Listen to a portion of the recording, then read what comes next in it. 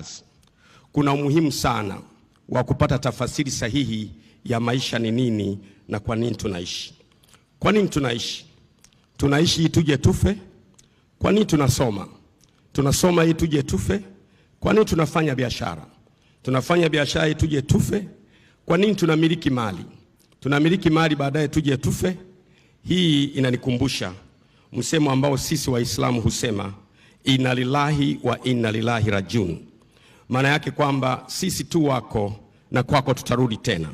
Msemo huo umesemwa na Wakristo kwenye kitabu cha Warumi sura ya 11 mstari wa 36.